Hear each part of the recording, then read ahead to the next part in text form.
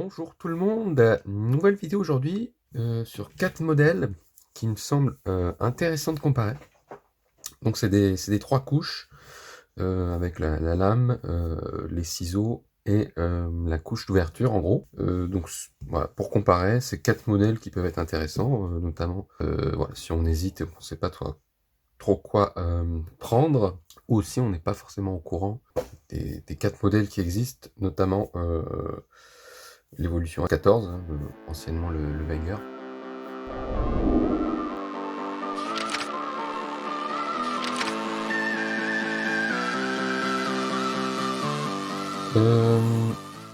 Donc voilà, je vais passer en revue un peu les 4 différents modèles. Donc pour commencer, on a l'évolution 14, donc qui vient de Wenger en fait, hein, qui a été Victorinox a racheté Wenger, mais elle continue à fabriquer certains modèles de Wenger. Donc celui-là, c'était vraiment voilà, typiquement un modèle Wenger. Ensuite, le Climber et le Super Tinker, donc c'est exactement les mêmes, à part que c'est le tire-bouchon et le Philips.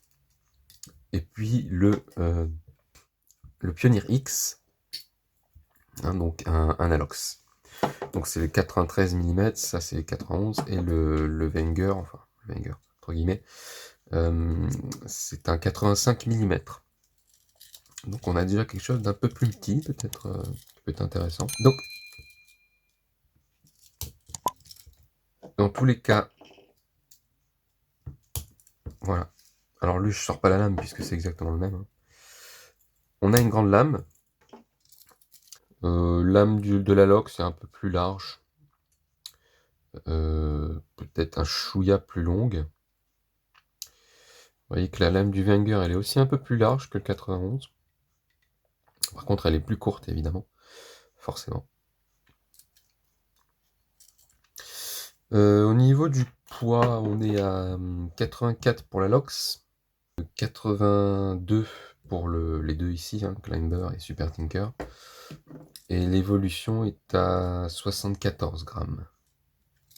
Donc, lui, il a, après une lime. Là où, évidemment, avec le 91, on a une petite lame. Et évidemment, la Lox, on a le poinçon.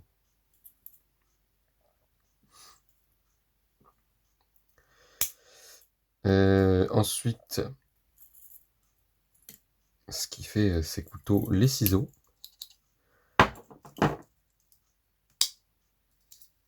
Donc exactement les mêmes, hein. Je me répète, je ne montre pas celui-là parce que c'est exactement le même que celui-ci. Donc les ciseaux ici sont exactement pareils, aucune différence. En revanche, ici on a vraiment les ciseaux Wenger, qui sont vraiment pas du tout le même système de ressort. Mais les ciseaux restent très efficaces aussi, hein, par contre. Tout à fait comme le Victorinox. Ensuite, on a la couche d'ouverture, si je puis dire.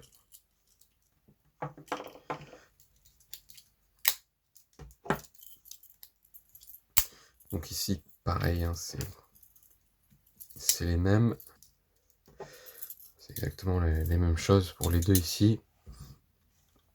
Ici, un peu différent. Donc l'ouvre-boîte, c'est l'ouvre-boîte Victorinox, hein. Et ici, il est un peu plus fin que ce qu'on peut avoir ici. Alors lui aussi, il est un peu plus quand même gros et épais que pour la Lox que pour le 91. C'est peut-être pas facile à voir après, mais... Et particularité, donc c'est que le Wenger, lui, il n'a pas de stop à 90 degrés. Et je pense que ça doit être aussi, c'est que quand on appuie dessus, je pense qu'on le voit, il y a ce qui fait que si, voilà, si on s'en sert et qu'on est en train d'appuyer dessus, il se bloque et il peut pas se refermer. Il y a un stop. Ce qui était la particularité des Wenger. Donc pour la Lox, évidemment, il n'y a rien derrière. Donc c'est la particularité. Et ici, pour lui, on a juste un poinçon et un tire-bouchon.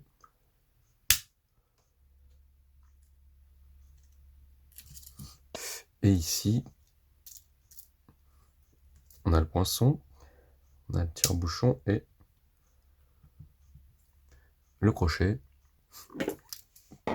Là, par contre, évidemment, on a le Phillips, le poinçon et le crochet. Voilà. Donc lui n'a pas de crochet. Hein. Pour le, bon, je dis le Wenger, hein, mais c'est pas un Wenger, c'est entre guillemets. Voilà, c'est vraiment la grosse différence. Grosse différence aussi, c'est que lui, il est quand même plus petit, 85 mm. Peut-être plus sympathique à mettre dans la poche.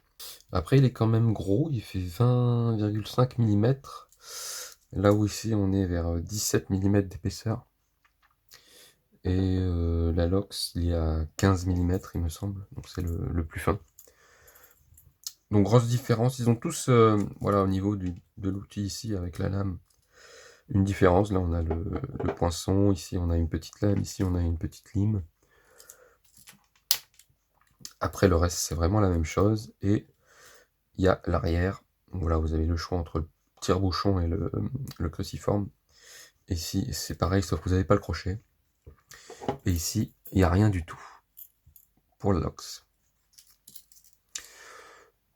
Voilà, voilà un peu pour les grandes différences de ces 4 modèles qui sont intéressants à, voilà, à connaître, je pense. Ouais.